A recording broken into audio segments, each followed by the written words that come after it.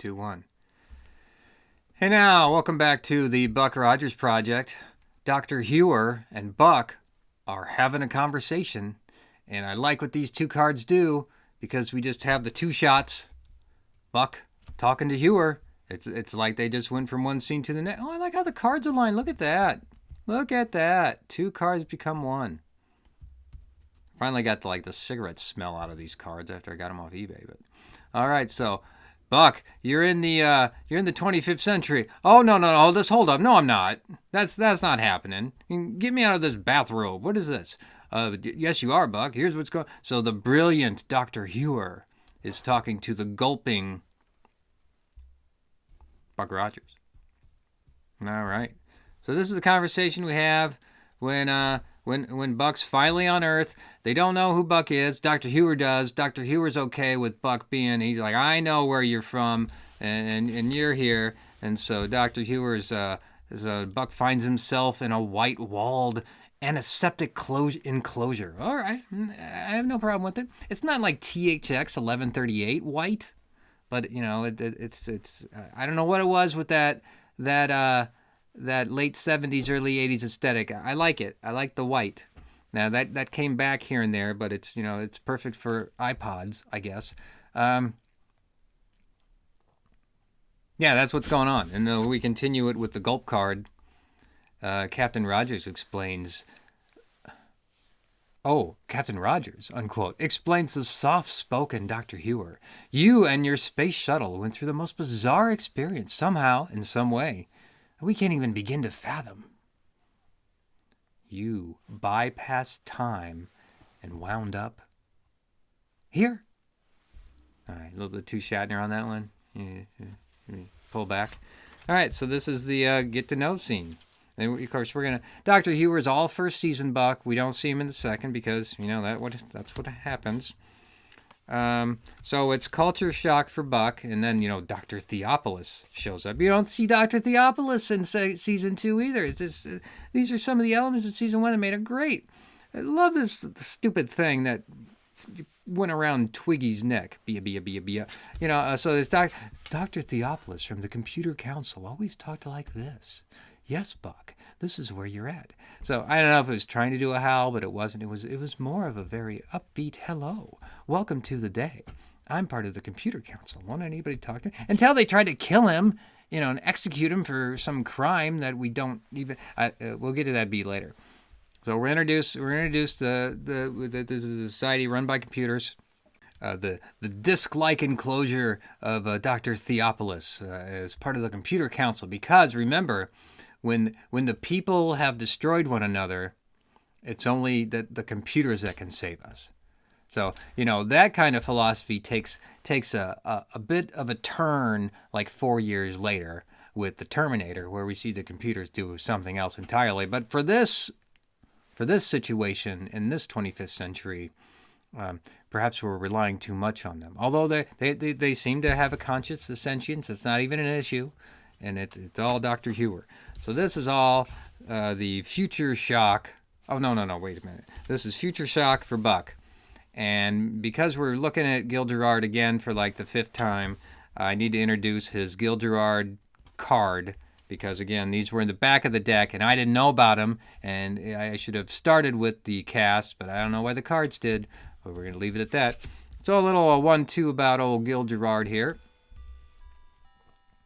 Acting career began with Love Story. Really? Driving a cab in New York City. He appeared in over 400 commercials before landing major roles in film and TV. Okay. And again, it's 3 o'clock in my world. And I guess he was really good friends with Bill Clinton. I remember reading that in the Buck book. So there's your. Didn't he play football too? I don't know a lot about Gil Gerard. All right, so he's in shock. What is going on here, and what is up with the weird little thing that's talking to me, and I'm stuck in a room with for like 8 hours. So do we get an overview of Theopolis here? That's not much of an overview. Oh, I already did that. The mind goes. It's the end of the day. This is what I do. So, okay. That looks like a reverse shot. No, it's not. Same hairline. Okay. The eye line kind of is misaligned here. 5th century, it's hard to digest. He thinks to himself, that would make me... Yes. Now, because it's so campy, and maybe campy's not the right word, but it's lighthearted. And maybe this was what Gil Gerard had an issue with the show. You get away from that individual out of time, what that would do to someone. Because everything you knew is gone in a snap, and you're attempting to adjust in the midst of all this craziness. So, I mean, the last thing you want to do is put Buck in a Viper shuttle or whatever they called them on Buck Rogers. They weren't called Vipers, but yeah, we'll brush that aside for now. I'm still in this scene, so this is I think this might be the first Twiggy card. So this is where we're introduced to Twiggy. Well, we almost got some 3D action. This would have been a great Viewmaster slide right here. So he's drinking his green ale, and there's Twiggy. What more? I think Twiggy deserves his own show, so maybe we should stop here because this is the last card where we're out of the White Room. So this is just waiting, talking, getting acquainted. Twiki is a drone programmed to carry Dr. Theopolis about. See, here's where I go. I question what's happening here. Why is Dr. Theopolis just a commemorative plate, right? Why can't you put what's in here in here? That's because we could have Twiggy walk around with his mushroom-shaped head and go be and just act stupid and goofy. Okay, I mean, that's fine. And of course, this is the actor card, so it's Felix Silla. Maybe I'm butchering that. As Twiggy. Twiki. Who's Twiggy? Twiggy was like a 60s phenomenon, right? I have to look that up. This show will be called Twiggy, not Twiki. Yeah, so he was in the Addams Family. Okay. I don't know a lot about the Addams Family. I mean, reruns existed of the Addams Family when I grew up in the 80s, but that was really off my radar. But anyway, let's get back to Twiki Land, and we'll finish out this show here.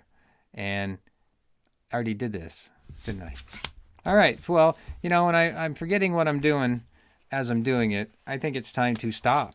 But okay, so there we are. And the next scene, we're coming back to the first show I geeked out on. We're going to get to the World of Tomorrow next and talk about the Bonnevere building. But that's for next time. I got that name wrong, too. All right, I've had enough. I'm sure you have, too. So, hey, be a. Until next time.